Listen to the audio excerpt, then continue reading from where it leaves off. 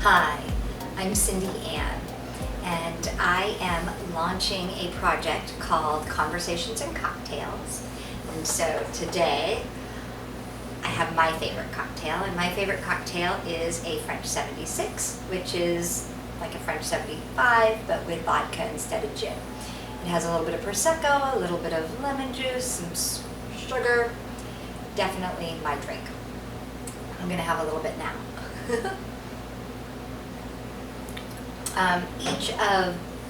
I'll be doing 52 different interviews with 52 amazing women, because all women are amazing, let's face it. The reason that I decided to do this project was to give me an excuse to drink and to give my bartender an excuse to create a craft cocktail, but more importantly, to discover journeys that women have gone on, 52 women to be specific.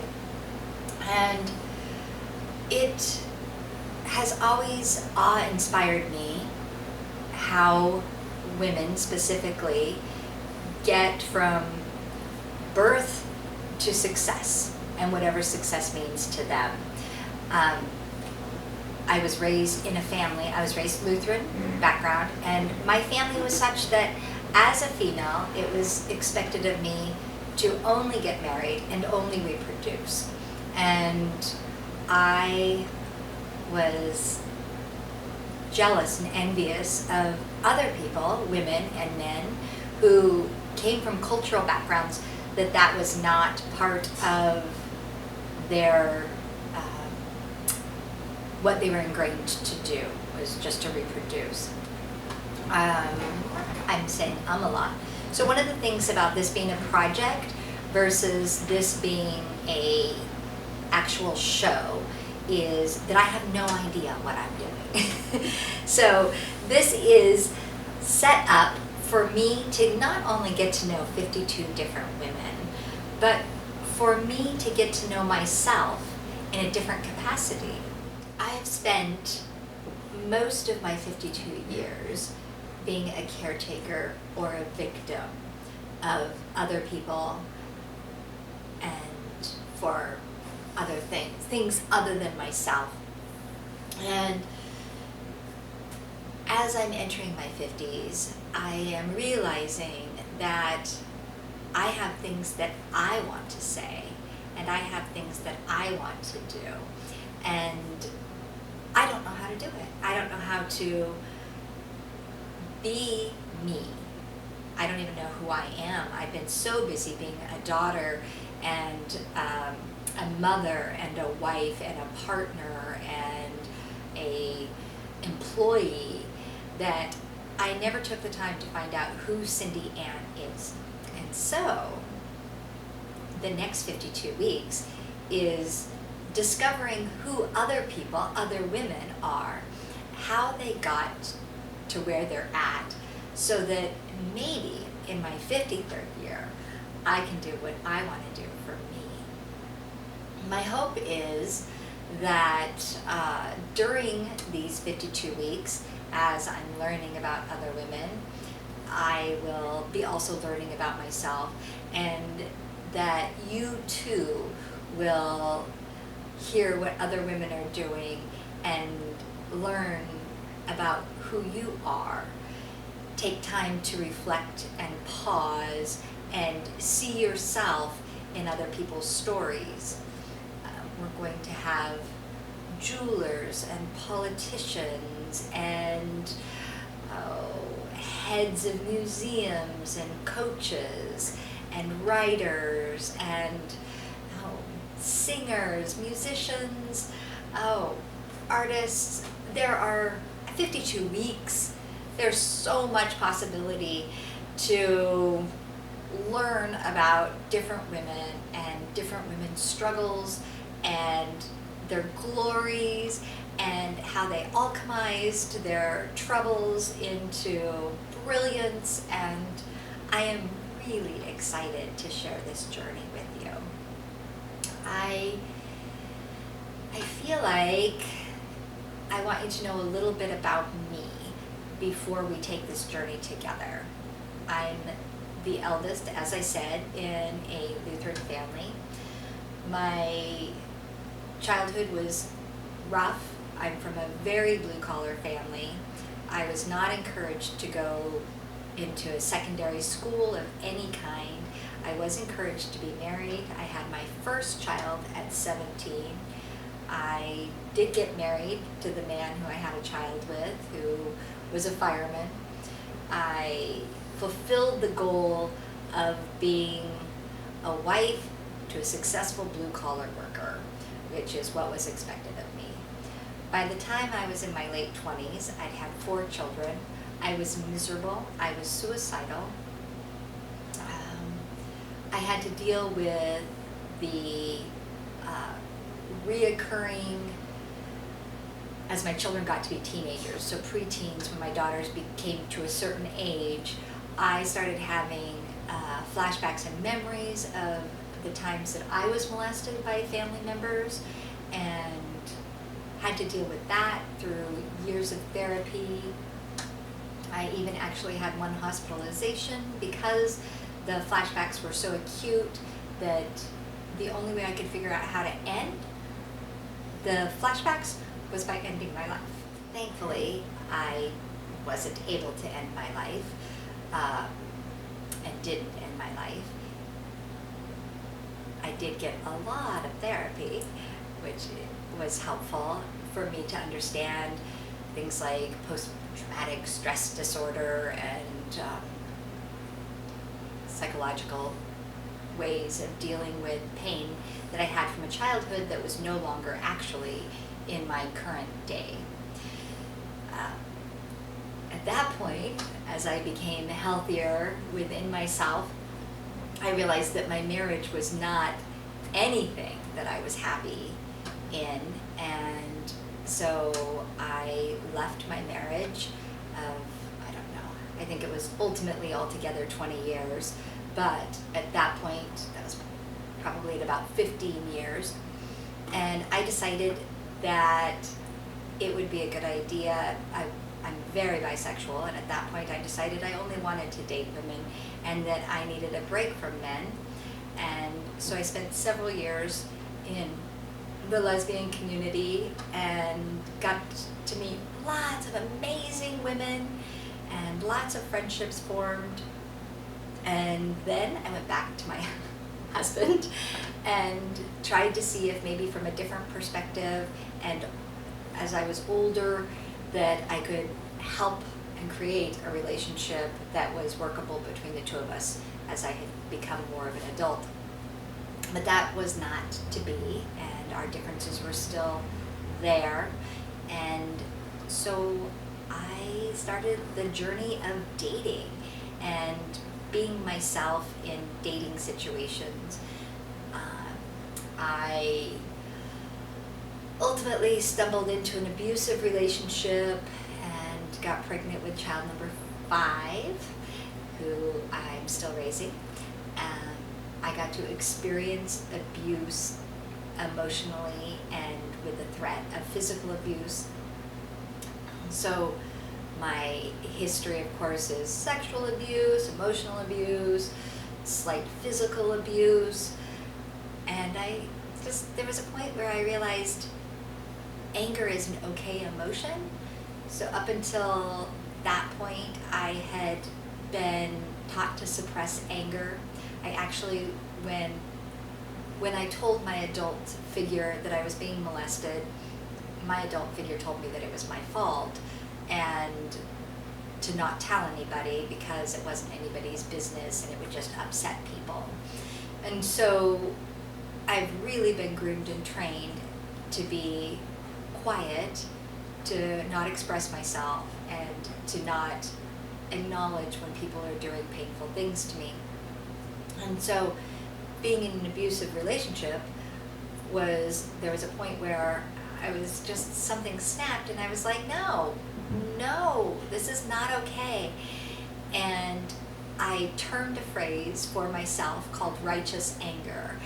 And I allowed myself to be angry because it was right for me to be angry.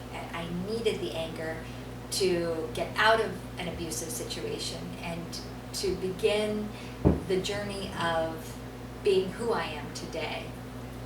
And so I did that. That was 10 years ago. And I started raising my kiddo, and I started doing something called practice dating. And so I dated a variety of men and practiced dating them. I did that for 10. I dated for 10 years. Anyway, a while. I dated for a while, knowing that I wasn't going to be with anybody seriously until it was exactly the right person. So whereas prior I'd been very codependent and just assimilated and glommed on to a person, and my personality became their personality, I was doing things different, knowing that I was going to be me in every situation. And again, I have no idea who I am still, but I was just going to say what I thought to a certain degree. And if the people that I was with didn't like it, they didn't have to be with me. And I had no fear of that. For the first time, I had no fear of being alone, because being abused is no fun. And I was with a very wealthy man, and I thought I had all the right things, and it still was awful. And so I just practiced for a while. And then I met a lovely man who I ultimately married, and he allows me to be me. So here I am, finally having the opportunity to get to know who I am fully, and getting to know who I am as a woman, getting to know who I am as a human, getting to know who I am as an American citizen, as things are changing in our country over the last 20 years. Yeah, so about 6 months ago, I started to think, what do I want to do for me? What do I want to do? We bought a little art cafe. It's in Seattle, Cafe Racer. Please come visit us sometime. I will have the bartender make you a cocktail. But we bought this little cafe because my husband is in restaurant. And again, it was that moment where I said to myself, okay, I'm supporting the person I love to have what they want. And I love it. Believe me, I love it. I love this. I don't know. Can we show this is the corner.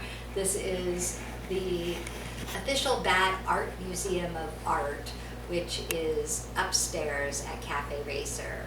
And it's a little kitschy corner that I am in and that I love. And this is where I'll be doing most of my interviews. You get to see it? So we bought this little thing, and it's been a great project, and my husband is so happy. I've not really done restaurant before, so I spent a while learning about restaurant. And like I said, it was about 6 months ago. I started thinking, wow, I just did this again. I just supported the person I love to have what they want and what their desire is. And what about me? When am I going to love myself enough to do the things that I want to do, and to do what I love and what I desire? And so I spent a full month, thinking about, what do I love, what do I desire? Well, in junior high was the first time I wrote for the school paper. And then I had children, of course, as I said, when I was very young. So high school, I was very busy going to school and having children, nursing, literally nursing during lunch hour. But I went into junior college at some point, and I started writing for the school paper then as well. And I've been in marketing, where I'm talking to people a lot when I I had a marketing career. So I decided that that's what I like. I like to talk to people. I really like to talk to people. And from a journalistic standpoint, I like to ask questions of people and to feel into answers and to dive deep into who they are. And the other thing that you may want to know about me is I have spent the last 30 years reading, studying, and being in community with all types of religious people, mostly New Thought, but not just New Thought, because while I've been wanting to know who I am, I've also wanted to know like, that big picture question of why are we here? What are we doing on this planet? What's the point of all of it? And so that's been kind of my main area of focus, has been that big picture of why are we here? Is there something bigger than us? And that piece of me, it makes me curious about other people. And so that will definitely be part of the interview process, just like not what their religious background is, but how they tick and what makes them think and feel, and again their journey, like their point that they had to overcome. Yeah, and I've done some interviews already. So I spent the summer practicing, getting some interviews in to see how it was for me, and it's uncomfortable for me. So if you're watching this or any of my interviews, I want you to know that this is very uncomfortable for me. I have a little bit of coaching ahead of time from friends and family, and it's always, you're confident, you can do this, you're amazing, and it's like, yeah, that's not how I feel on the inside. I feel terrified, I feel vulnerable, I'm frightened, I'm afraid I'm going to do this wrong. So I'm sharing that with you because over the next 52 weeks, I want you to press your edges with me. So I'm pressing my edges by doing this. I'm also getting to know myself in a different way. I'm getting to know other people in a different way. And I would like to invite you to do the same. I would like you to find a project that scares the hell out of you and do it over the next 52 weeks. And whatever that project is, remember, it's just a project, like mine. I have no idea what I'm doing. I'm probably doing everything wrong. I'm probably saying all the wrong things. I'm sure the lighting is wrong. I don't have a professional camera person, but it's a project, so it doesn't have to be perfect. I look forward to spending the next 52 weeks with you and getting to know you. Have a great night. Cheers.